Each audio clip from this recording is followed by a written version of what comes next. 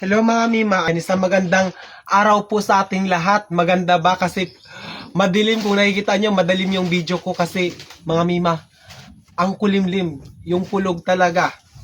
Parang ulan na naman, ayan o. May isda na naman dito na ating ulamin. Ayan. Alam, meron pang pusit. O, diba? Hindi ko alam kung anong luto dito.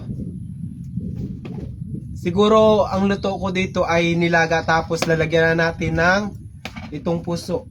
Sayang yan. Pinakuha ko sa tatay ko. Ayan. Ayan. Oh. Daming isda. Tapos meron malit na pagi. Nakukuha to sa lambat mga Mima. Ayan. Oh, ayan. Ito yung ating magiging ulam for today's video. Ang sarap nito iihaw. Pero parang mas gusto ko siya lagain. Ayan mga Mima. Lilinisan ko lang to. Pati yung ating puso ay meron pa pala dito. Itong gulay na to. Pangsahog na lang natin yan dyan. Sayang din. Ayan, di ba? Oh, ang haba nito. Lilinisan ko lang muna lahat. Tapos mamaya magluluto na tayo. So, let's go! So, ayan mga Mima. For today's video, ito na po yung ating mga kasangkapan sa ating mga lutuin. Ito na yung ating isda. At ito na yung ating puso ng saging. Meron din tayong mga gulay-gulay dito mga Mima. At ito yung ating sibuyas at saka magic sarap. Ayan mga Mima, maglalaga tayo. Ito din pala yung ibang isda na inano natin kanina kasi mga Mima, para na to sa ating hapunan mamaya. Ayan, ito lang. Tipid-tipid lang ng ulam.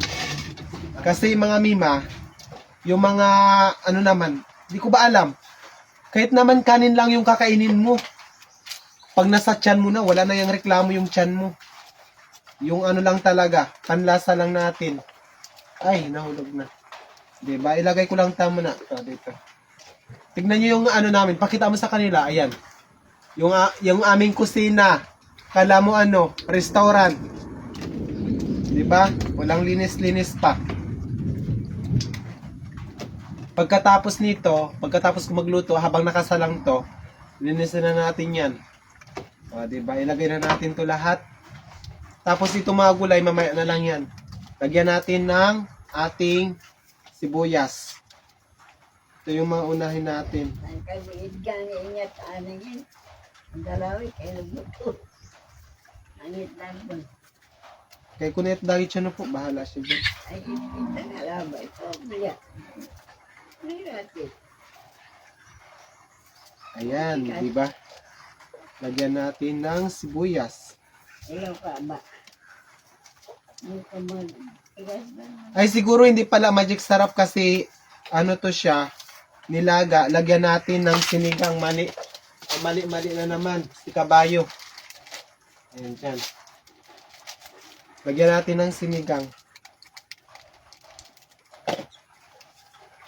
Mga Mima, 12% na lang yung battery ko. Ulan kasi dito, hindi ko na-charge. Ang hirap lumabas. Doon sa sa baryo. Maputik. Ayan, lagyan natin ng asin. Tapos wait lang. Wala ako ng tubig. Isama mo ako dito. Ayan.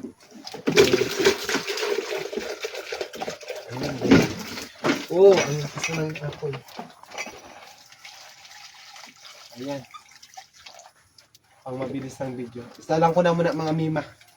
Kayong isa lang ko na muna yan. Tapos maghugas lang ako ng takip. Dito na lang. Ihanda na natin to dito agad. So ayan mga Mima. Habang nakasalang yung ating niluluto. Maghugas na muna tayo ng plato. Ayan, di ba?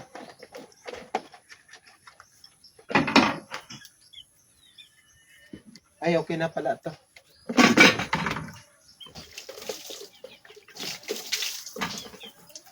Daliman, ilapit mo dito. Ayan, ayusin mo yung pag-video ha. Iba yung videographer ko ngayon mga Mima. Ilagay ko na to. Wait lang. Diyan na lang. Ilapit mo dito man.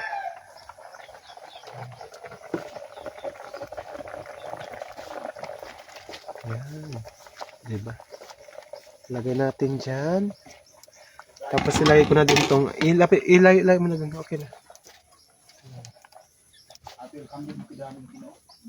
Lagay na natin tong gulay.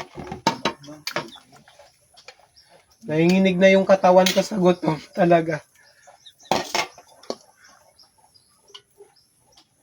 Ayan. At magbabalik tayo sa ating paghugas ng plato. Tara man.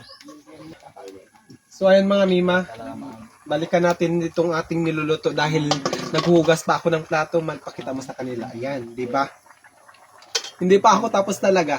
Ibalik mo dito sa akin, dali. Tapos ilapit mo dito, tikman natin. Ito na yung ating nilulutong isda. Ayan, di ba?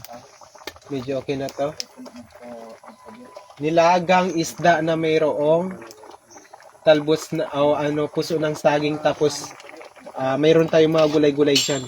Ayan, tikman natin. Lapit mo dito. Sarap ng lasa. Alam nyo mga mima, kapag talaga fresh yung gulay, kahit na walang kahit anong rekado, masarap pa rin talaga. Napakasarap ng gulay na pag bagong kuha. Kahit walang gaanong rekado. Ayan, di ba? Mga mima, hanggang dito na lang yung aking video at tatapusin ko muna yung paghuhugas ng aking mga plato. Maraming salamat po sa inyong lahat, sa inyong walang sawang pagsuporta, pagmamahal sa akin. Sa mga hindi pa nakapagpalo pala sa aking bagong Facebook page, please pakipalo po ako dun ha. Ilalagay ko po yung link sa aking comment section at sa aking caption. Ilalagay natin dyan sa taas.